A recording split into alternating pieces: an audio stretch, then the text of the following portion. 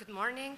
It's my pleasure to present in front of you today the evaluation of HIV-associated risk factors among people who inject drug in two cities of Kosovo, Prishtina and Prizren, in 2014.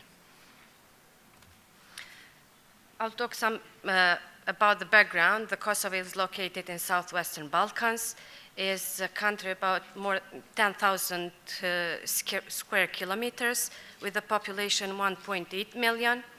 The population is one of the youngest in the Europe, which is more than 50% are younger than 25 years old, and only 8% is older than 60 years old. Regarding the HIV in Kosovo, we are based on UNAIDS classification, we are very low prevalence.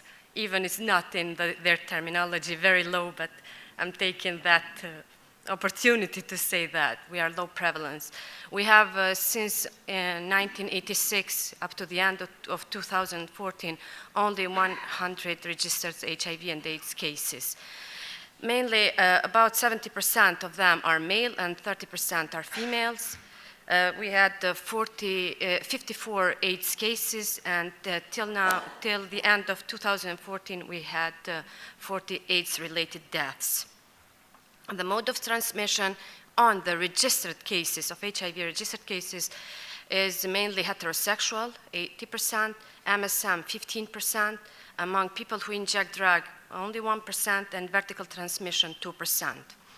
In Kosovo were conducted three integrated biological and behavioral studies in 2006, 2011, and in 2014. And no HIV was found among people who inject drug. The objective of study was to identify the risk factors for HIV infection among people who inject drug in Kosovo in order to inform programmatic and policy responses. The methods. Initially, we have conducted a formative research since we didn't have the population size estimate. So we had interviews with key informants to identify the potential sampling issues, the study logistics, and to develop the final behavioral questionnaire. And in that, during the formative research, it was decided to conduct the research in Prishtina, which is the capital of Kosovo, and in Prizren, the second largest city in Kosovo. And the eligibility to be enrolled in the study was that people who, that they are 18 years or older, they live and or work in the survey area, and have injected drugs in the past month. The study is respondent-driven sampling was used to recruit the people who inject drug during the summer in 2014. The RDS is a chain referral sampling method, which is specifically designed to obtain probability-based samples of hidden and hard-to-reach population, but that they should be socially networked. The recruitment begins with a number of purposefully selected members of the study population, which they are called seeds. And we have recruited 5 seeds in Prishtina and 3 seeds in Prizren. And is given a fixed or incentive of money, and usually given 3 coupons, not more than 3 coupons from the first seed. And then we continue to give coupons until we reach the target population that we have planned, or they don't distribute anymore the coupons. And the data were collected through the behavioral questionnaires, through the face-to-face interviews. And in the questionnaire were questions regarding the 3 topics: use of sterile needle and syringe, the condom use, and about the HIV testing. The data were analyzed in the RDS Analyst, which is SPSS-based database and integrated into the RDS Analyst. Results. Regarding the demographic characteristic of people who inject drug, the mean age of them in Prishtina was 28 and in Prizren 23 years old. In the sample, male were dominant, about 95% in Pristina and 92% in Prizren. The use of sterile needles and syringes, the people who inject drug reported that they have used 83% of them, they have used the sterile needle or syringe in Pristina in the last injection, during the last injection. And in Prizren, about 95% have reported that they have used the sterile needle and syringe. We also had the filter questions because at the last injection is one of the indicators of the UNAIDS indicators. But we had also the filter question, which is the frequency of using sterile needle in the past month. And again, the results were quite similar. In Prizren, mostly have reported about 84% and 92% in Prizren. The general sexual behaviors among people who inject drug, they have reported that they had sexual intercourse in the past month in Pristina, 52%, and about 60% in Prizren. And among those who had sexual intercourse in the past month, has used condom at last intercourse in the past month, they have reported that 47% in Pristina have used condom and about 40% in Prizren. The testing,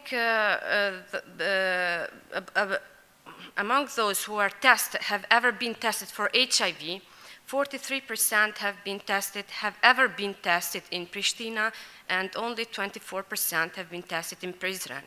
And among those who have ever been tested, 90% have been tested in the past year, and only 11% in Prizren have been tested for HIV.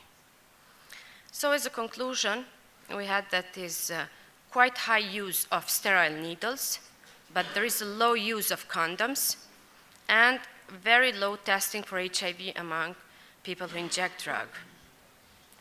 The recommendations were to continue to promote the condom use and to reinforce that through the program, and to introduce the provider-initiated HIV testing and counseling approach, which means that for people who inject drug, when either health workers or NGO-based services, to encourage them to get testing for HIV. And at the end, I would like to thank the Global Fund for financing and the Community Development Fund, which is an NGO in Kosovo that implements the Global Fund HIV program, and the technical advisor through this that we have, Lisa Johnston, National Institute of Public Health for helping and doing, because it was implemented from the National Institute, NGO Labyrinth that works with the people who inject drugs, and the last one and the most important one, the respondents. Thank you. Thank you, Dafina, for this presentation. Is there any question or comment? I have a question, Dafina. You talk about the testing, the testing rate, which was quite low, and we can see that it's even lower in Prizren compared to Pristina. But what are the current structure to provide testing for this population?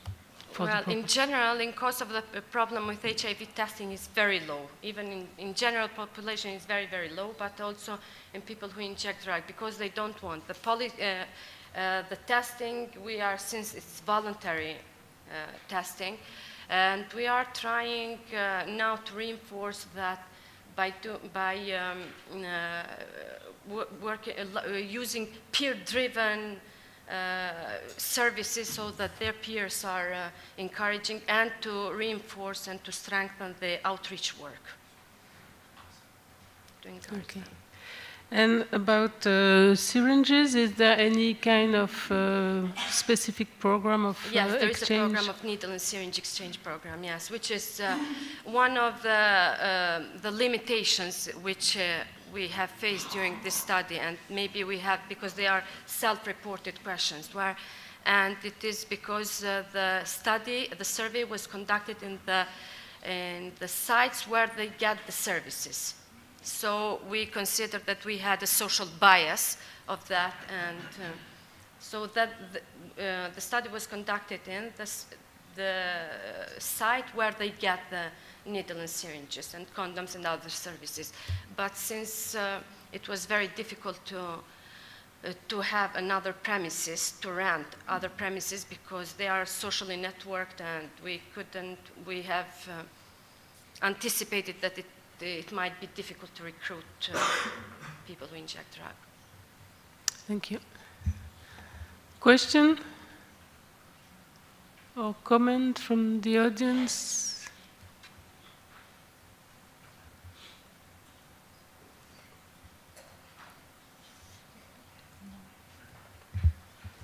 No question. Okay, so Dafina, thanks a lot.